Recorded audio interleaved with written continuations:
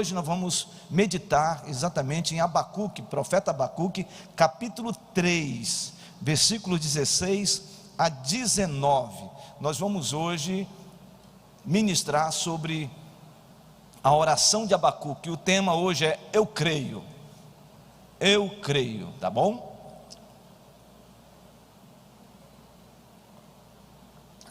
Abacuque capítulo 3, versículos 16 a 19. Quem abriu, diga amém. Quem não abriu, misericórdia. Eu sei, irmãos, que não é fácil às vezes encontrar os profetas menores, mas vá folheando, você vai chegar lá. Pastor, onde está? Aí eu vou lhe dar uma ajuda que você vai acertar direitinho, perto do profeta Naum. O que você acha? Achou? Se você não achou, eu falo para você que está assim, antes do profeta Sofonias. Ajudou? Bem, aí vai na numeração da Bíblia, ou então você... agora sim, todos já conseguiram. Tem alguns irmãos que eu percebo que tem assim uma capacidade enorme de encontrar já os livros da Bíblia. E esses irmãos geralmente eles fazem assim, ó. Como é que é?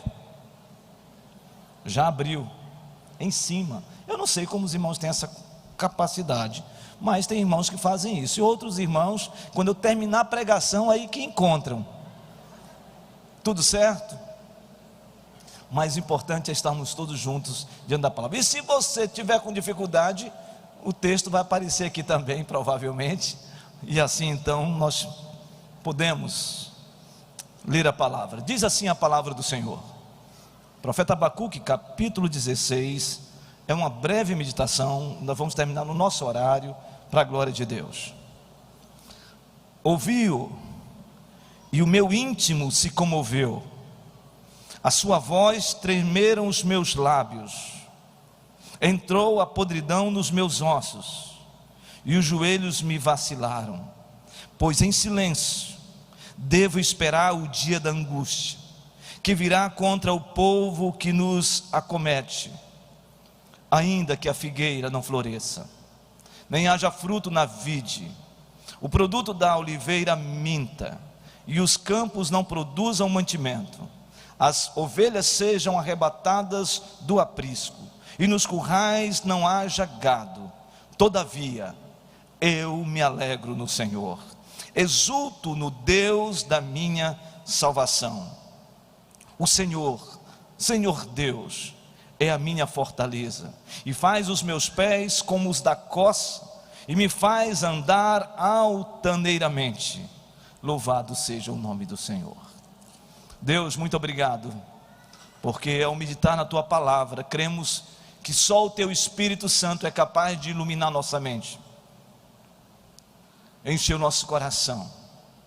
E no primeiro domingo deste novo ano, que o Senhor enche o nosso coração de uma santa esperança, que o Senhor enche o nosso coração de fé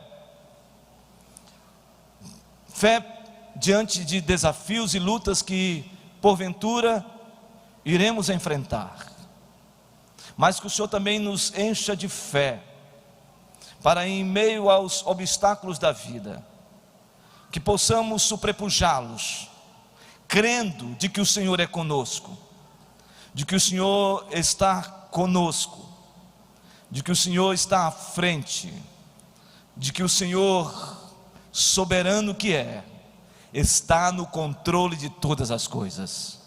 E o Senhor está no controle da minha vida e da vida dos meus irmãos, das minhas irmãs que estão aqui, e daqueles que estão participando do culto, ó Deus, através da internet. Que o Senhor Deus mova o nosso coração para a glória e o louvor do seu nome, em nome de Jesus. Amém. Deus nem sempre muda as circunstâncias, mas pode nos transformar para enfrentarmos as situações. Vou repetir: Deus nem sempre muda as circunstâncias, mas pode nos transformar para enfrentarmos as situações, e isso é viver pela fé. Isto é viver em fé, de fé em fé. O profeta Abacuque, contemporâneo de Jeremias, tiveram os mesmos sentimentos, tiveram visões a respeito do povo de Judá, Jerusalém, sendo levado ao cativeiro babilônico. E isto motivado exatamente pelo estado de degradação moral, espiritual e de idolatria que o povo estava em relação a Deus. O povo tinha se afastado de Deus. Judá tinha se alienado ao propósito, à vontade de Deus. E então, numa atitude de apostasia, deixou de olhar para Deus como o único Senhor das suas vidas, Yahvé, e começou a flertar com Baal e com todo tipo de ídolos dos outros povos que circundavam Judá, principalmente os povos cananeus. Então, Deus mostra, dá uma visão, e eu chamo de visão profética a Abacuque. Abacuque tem uma visão de que um grande exército iria levar Judá ao exílio, e isso aconteceu em 586 a.C. Ele teve uma visão de que Jerusalém seria destruída, e isso aconteceu. Ele teve a visão de que o templo seria queimado, e isso aconteceu. Ele teve a visão de que o povo entraria num estado de miséria, e isso aconteceu. Ele teve a visão de que a agricultura, o pasto, o gado, a uva, a azeitona, a romã, tudo isso seria também dissipado e destruído, e isso aconteceu. Mas o que me chama a atenção é que esse horror na visão do profeta leva-o a um estado de tristeza profunda, de angústia na alma, um sentimento de aflição, de agonia, a ponto dele expressar o que nós lemos no versículo de número 16: ouviu e meu íntimo se comoveu, a sua voz tremeram os meus lábios, entrou a podridão nos meus ossos e os joelhos me vacilaram, pois em silêncio devo esperar o dia da angústia que virá contra o povo que nos acomete.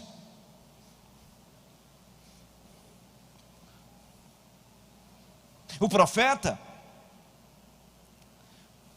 ele sentiu dores de parto,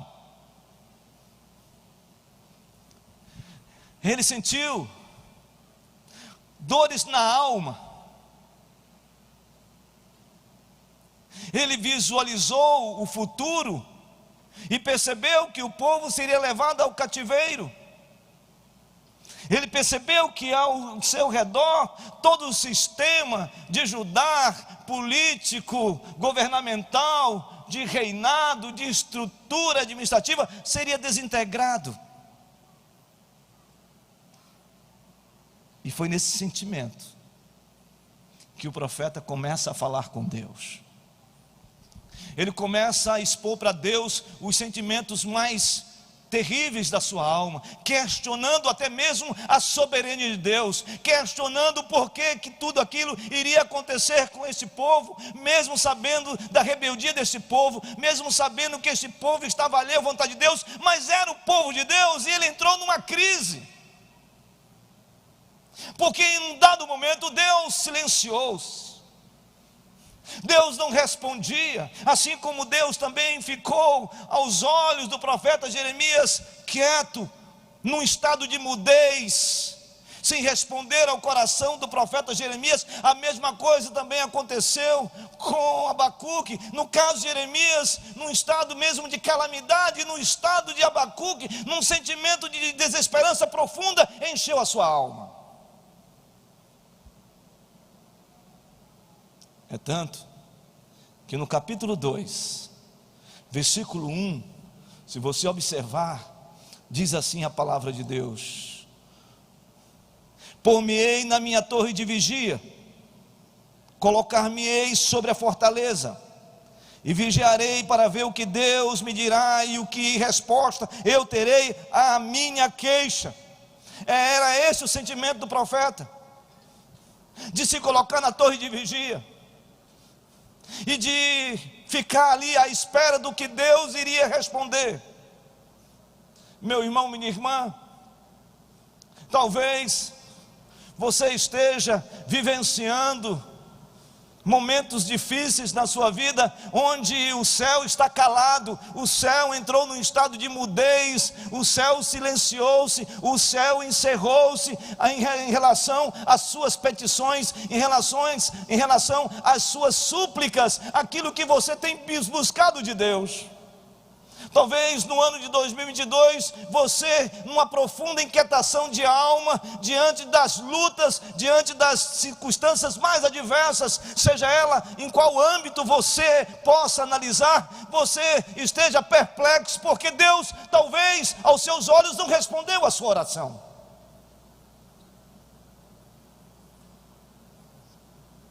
Talvez Deus não respondeu a sua oração. Eu gosto muito de um texto no livro de Apocalipse que diz que Deus ficou durante 30 minutos em silêncio. O céu ficou em silêncio durante 30 minutos. Isto aqui é uma figura de linguagem. E a ideia do texto Apocalipse, quando fala sobre isso, ele está mencionando como se fosse uma espécie de que o céu estava num silêncio total, e aí Deus não estava em silêncio, ao contrário, Deus estava preparando uma grande orquestra, um grande movimento, e o maestro estava afinando todos os instrumentos musicais para tocar a batuta, para que naquele momento único houvesse apenas um som celestial, onde fendesse os céus e Deus visitasse o seu povo. Essa era a visão de João. Talvez você esteja aguardando esse momento, e eu quero dizer para você que Deus muitas vezes faz assim, faz com que o silêncio não seja porque Deus está indiferente. Talvez o silêncio do céu não seja porque Deus está alheio à sua petição, à sua oração. Talvez no seu olhar você acha que o céu está em silêncio e não responde à sua oração, porque Deus virou a face para você. Eu quero dizer para você nesta noite que há uma orquestra sendo preparada no céu, e os instrumentos estão sendo afinados, que a batuta do maestro está nas mãos dele, e ele está preparando para tocar. Ele está preparando para que haja um grande mover, um grande clangor de uma trombeta ou de vários instrumentos musicais, para que no momento certo, na hora certa, no dado certo da sua história e da minha história, Deus venha e abra os céus e lhe visite com poder e glória, porque Ele conhece exatamente o que você está enfrentando, o que você está passando, a angústia da sua alma, as incertezas e os cativeiros, se porventura vocês estejam vivendo. Deus está preparando o momento certo de tocar essa trombeta, e essa trombeta será a trombeta da vitória. Essa orquestra vai tocar a orquestra da vitória para a glória de Deus. E o profeta, ele diz no versículo 2 do capítulo 2: o Senhor me respondeu e disse: escreve a visão, grava sobre tábuas, para que possa ler até quem passa correndo, porque a visão ainda está para cumprir-se no tempo determinado, mas se apressa para o fim e não falhará. Se tardar, espera, porque certamente virá. Deus não tardará. É Era isso que Deus estava fazendo. Era exatamente isso que Deus estava preparando o coração do profeta. E a partir do capítulo 3, nós temos o mais magnífico salmo, cântico que um profeta pôde bendizer a Deus diante das intempéries, das lutas que ele estava enfrentando. Na visão do profeta, ele vê, ele contempla algo impressionante. Ele não começa mais a olhar para o redor e ver o que estava acontecendo em Jerusalém e a destruição de Jerusalém. Ele não estava mais olhando para dentro de si e vendo o medo, pavor, angústia diante do ataque, da afronta do exército babilônico. Não, ele não estava simplesmente contemplando o que viria pela frente e o futuro de Judá. Não, ele começou a olhar para cima, olhar para o céu e contemplar o que Deus iria fazer sobre o povo de Judá, o que Deus iria fazer sobre a nação, purificando, lavando, transformando aquela nação e preparando-a para que seja, ou melhor, que fosse uma nação que resistisse com resiliência exatamente ao cativeiro e não perdesse a sua identidade de povo de Deus. Essa era a visão. E essa visão começa no capítulo 3. No capítulo 3, versículo 1 diz: oração do profeta Abacuque, sob forma de canto. Tenho ouvido, ó Senhor, as tuas declarações e me sinto alarmado. Aviva a tua obra, ó Senhor, no decorrer dos anos, e no decurso dos anos faze-a conhecida. Na tua ira lembra-te da misericórdia. Ele começa a cantar isso. Esse é um cântico magnífico. Ele começa a salmodiar, ele começa a adorar, ele começa a cantar. O que eu quero dizer nessa noite é que, fazendo uma analogia da fé, eu não sei qual é o enfrentamento, o embate que você está enfrentando, qual é a decepção que você tem se deparado, qual é a frustração que você tem vivido. Eu não sei qual é a perseguição que você tem sido assolado por alguém em alguma circunstância da sua vida.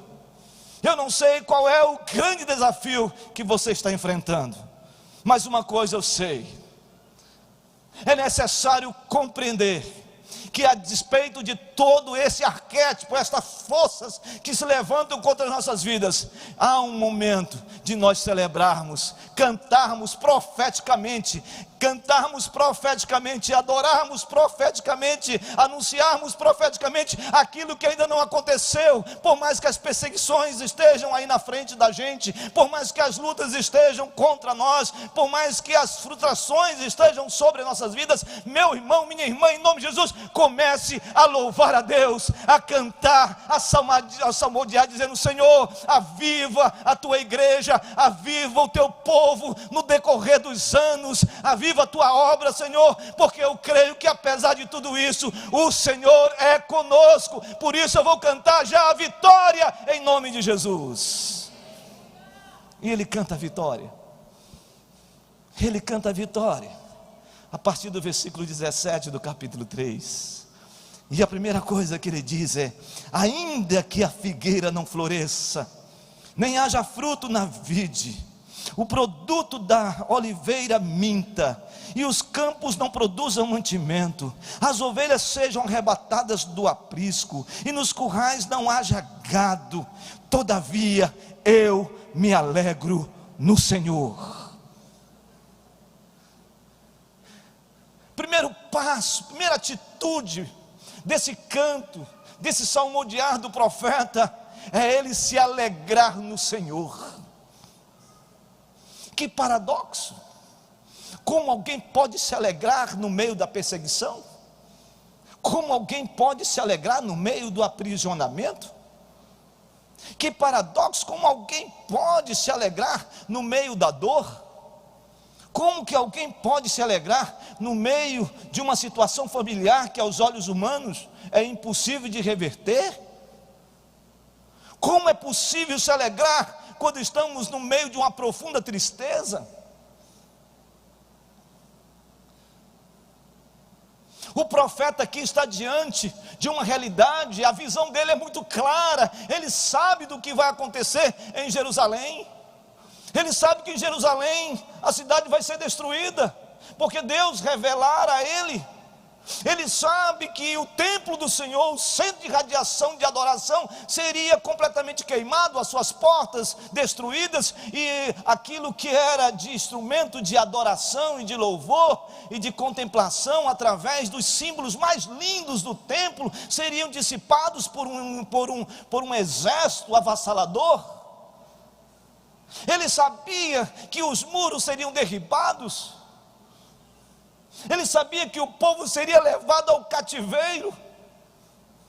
Por isso ele fala claramente que apesar disso, apesar de que a figueira não floresça, apesar de que não haja mais fruto na videira, apesar de que não haja mais produto da oliveira, apesar de que os campos não produzam mais mantimentos, porque foi destruído toda a agricultura, apesar das ovelhas foram todas arrebatadas, consumidas, destruídas no aprisco, apesar dos currais não ter mais gado, porque o gado foi levado, o gado foi dizimado, apesar de tudo isso, eu me alegro no Senhor. Que visão, que canto profético!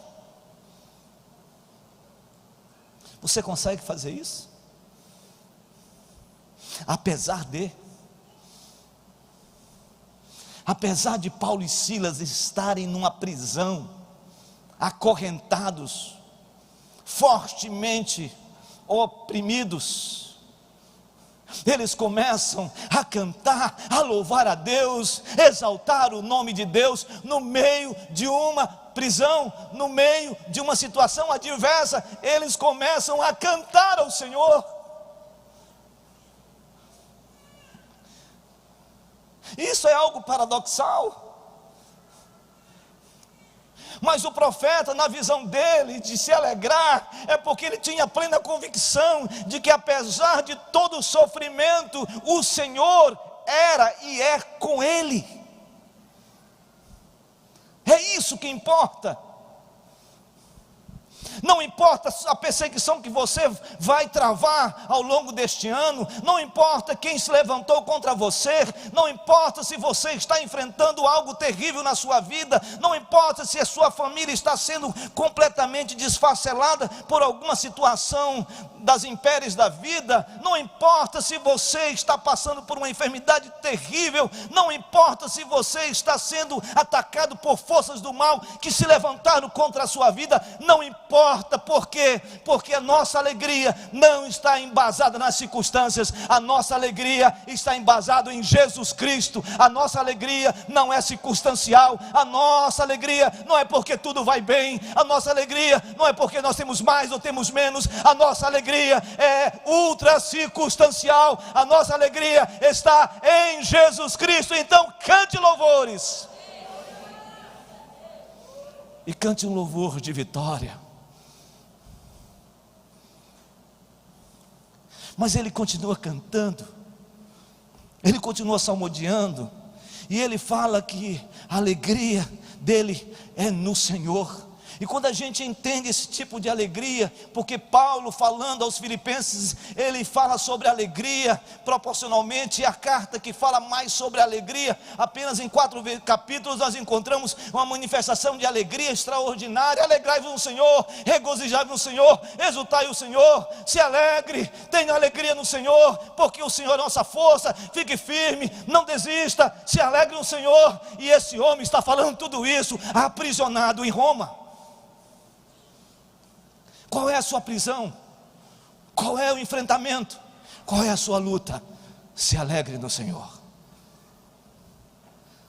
Eu não entendo isso, porque quando eu vejo as circunstâncias, a gente, como ser humano que a gente é, a gente entristece a nossa alma. A gente sente o que o profeta Abacuque sentiu: temores por dentro, receios, insegurança. Mas há algo especial. Todo servo de Deus, toda serva de Deus, todo homem de Deus, toda mulher de Deus, todo cristão, lavado pelo sangue de Jesus, ele olha a circunstância, ele olha a situação, e vem o pavor, vem a insegurança, vem os receios. Mas quando ele pisa no meio da luta, quando ele entra na guerra, quando ele se depara com uma enfermidade, quando ele se depara com as circunstâncias mais complexas, e que aos olhos humanos a vontade que tem é de desistir, é nessa hora que o Espírito Santo de Deus nos enche. O Espírito Santo de Deus entra em nós, quer dizer, já está em nós, mas ele potencializa em nós um sentimento de uma resiliência espiritual tamanha, extraordinária, que a gente resiste no meio da dor. E isto é o Senhor que faz.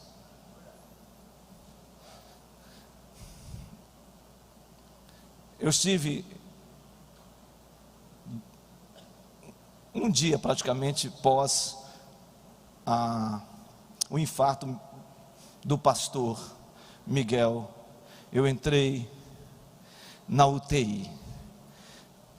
Irmãos, eu entrei na UTI, cheguei perto do pastor Miguel. Pastor Miguel estava assim, cheio de Deus no meio da dor e no meio das dificuldades. Ele estava angustiado, ele estava sofrendo. E aí eu comecei a ouvir vozes naquela UTI, gente gemendo na UTI. E depois que eu orei com o pastor Miguel, eu percebi, estava junto com o pastor Areusto, eu percebi uma voz, e chegou uma pessoa e disse: pastor, tem outra irmã, membro da igreja, que também está sofrendo. E aí eu saio de uma UTI, de uma sala, e entro na outra. Quando entro, encontro essa nossa querida irmã, e ela está ali angustiada, que ela está ali meio que muito preocupada, e realmente é necessário todo esse sentimento de medo, de receio, porque não é fácil passar por um drama, por uma situação como aquela. Mas cheguei e comecei a orar com ela, comecei a orar, e Deus foi enchendo, e Deus foi derramando, e o Senhor foi operando, e daqui a pouco eu percebi claramente Deus acalmando, e o Espírito Santo envolvendo aquela irmã. E aí do outro lado tinha um outro casal de irmãos de uma outra igreja presbiteriana nossa, e disse: pastor, eu também estou aqui. Aí eu fui para o outro, e comecei: meu irmão, vamos orar, e começamos a orar, e daqui a pouco eu estou lá do outro, lá vai eu para o outro lado. Irmãos, num certo momento eu comecei a perceber a manifestação da presença de Deus, acalmando aquele lugar, em cada vida ali.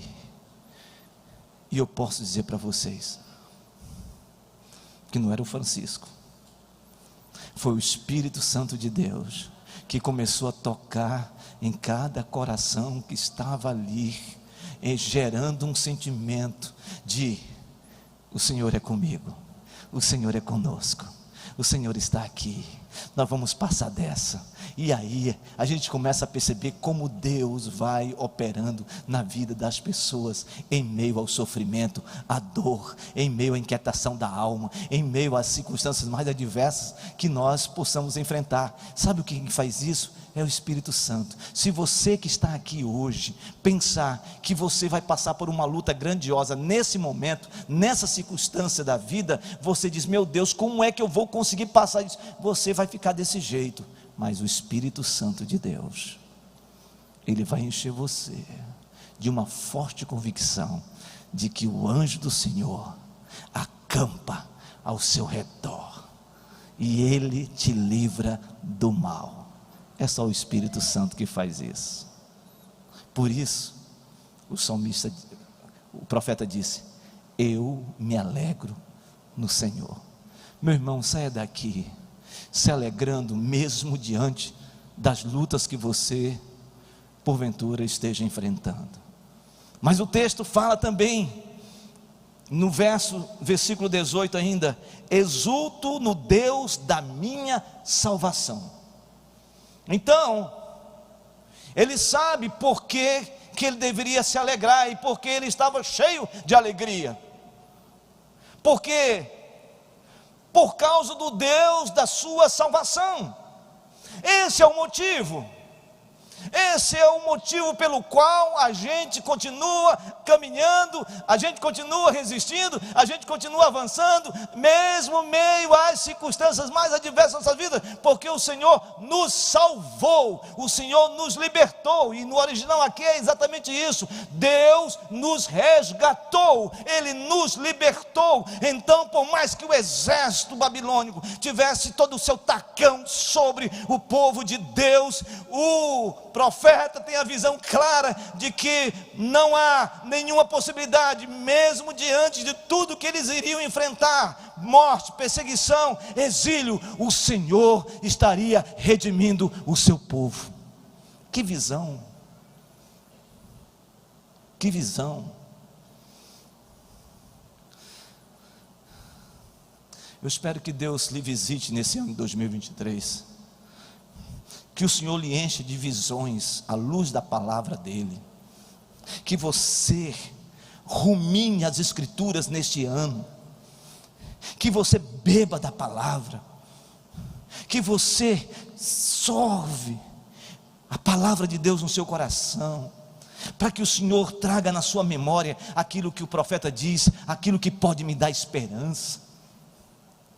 E que esse encher de Deus na sua vida seja tão grandioso, que quando você estiver diante das lutas mais adversas e das lutas mais duras, sendo travadas no mundo espiritual e no mundo ordinário da vida, você consiga dizer: eu sei em quem tenho crido, e sei que Ele é poderoso para guardar o meu depósito até o dia final. O nosso Deus, Ele é o Todo-Poderoso, o nosso Deus é o nosso libertador, é o nosso Salvador, foi aquele que nos reconciliou, foi aquele que nos regenerou pelo Espírito Santo, foi aquele que nos fez mais do que vencedores, foi aquele que escreveu o seu nome no livro da vida. Esse Deus é o nosso Deus, e Ele está conosco, e Ele vai nos livrar de todo o mal, em nome de Jesus.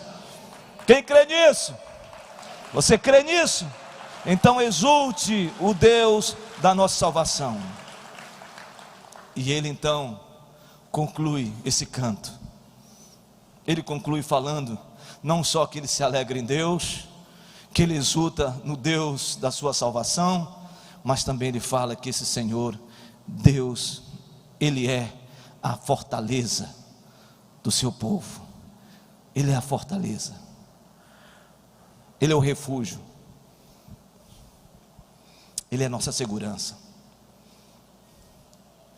Sabe, Ele é a nossa segurança, e essa segurança ela é inabalável. Está na hora da gente se refugiar em Deus. Sabe, nós estamos muitas vezes colocando nossa confiança em muita gente. A gente tem colocado nossa confiança em pessoas. A gente tem colocado nossa confiança em governantes. A gente tem colocado nossa confiança em políticos. A gente tem colocado nossa confiança em pessoas que se tornaram uma espécie de guru na nossa vida. A gente tem colocado nossa confiança em vários fatores da vida. E muitas vezes nós desfocamos o nosso olhar em Deus. Está na hora de nós olharmos para Deus e nos refugiarmos nele. E refugiar-se aqui não é fugir da batalha,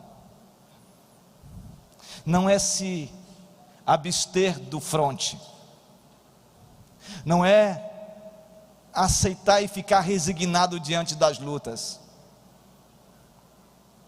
Refugiar aqui significa descansar em Deus, saber que no Senhor, por mais que as forças se levantem, o Senhor é o nosso refúgio, fortaleza, o nosso rochedo forte. Rochedo forte nas batalhas, como diz o salmista. Refugie o seu coração em Deus, meu irmão, minha irmã. Descansa o seu coração em Deus. Busque a palavra de Deus. Busque andar com homens e mulheres de Deus. Busque andar com Deus. Refugie-se em Deus. Entrega o teu caminho ao Senhor. Salmo de número 37, verso 5. Entrega o teu caminho ao Senhor, confia nele, e o mais Ele fará. Descansa em Deus, acalma o seu coração. Deus continua no trono, Ele está assentado no trono. A visão do profeta Isaías é que ele disse que no ano da morte do rei Uzias, eu vi o Senhor, e Ele estava sentado no trono. E a palavra Senhor ali é a palavra Adonai, referindo-se de uma perspectiva messiânica em relação ao próprio Cristo. É o Senhor que está no trono, Ele está no trono, Ele tem o seu cetro de vitória, Ele está no controle de todas as coisas. A história está nas suas mãos, a história não está à deriva, a sua vida não está à deriva, a sua história não está à deriva, as coisas que estão acontecendo não estão alheios a Deus. Deus está no controle de tudo, e no tempo certo Ele virá e vai governar todas as coisas, e nós iremos presenciar a sua majestade, a sua glória, e na sua volta, na sua parousia, na sua segunda vinda, nós estaremos diante do trono, diante do Cordeiro, dizendo ao Rei eterno, imortal, invisível, mas real, a Ele toda honra, toda glória, todo poder, todo domínio, pelos séculos dos séculos, amém. É isso que nós precisamos nesse tempo.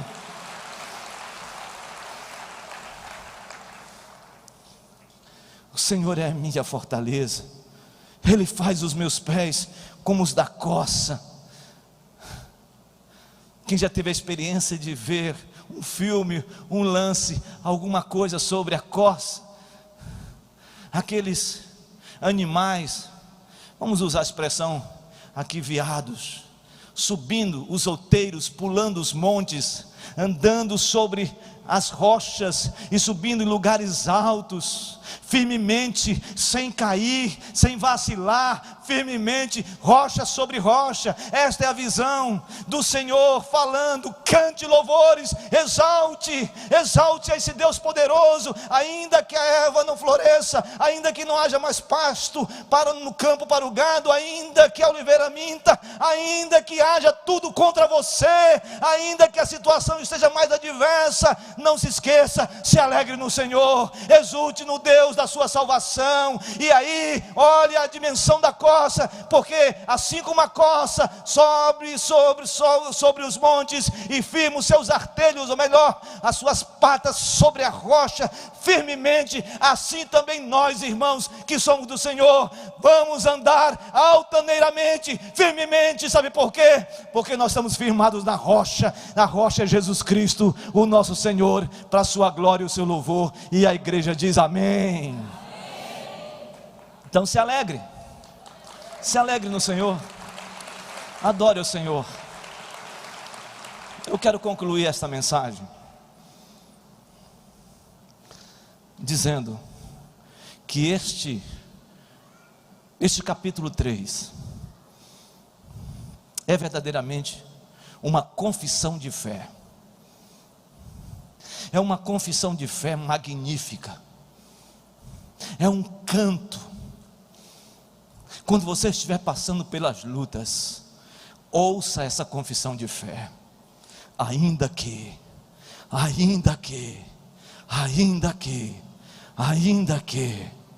apesar de tudo isso, eu vou me alegrar no Senhor, eu vou me exultar, eu vou exultar no Deus da minha salvação, e nesse Deus eu vou andar altaneiramente. Ande firmemente, ande olhando para o autor e consumador da sua fé.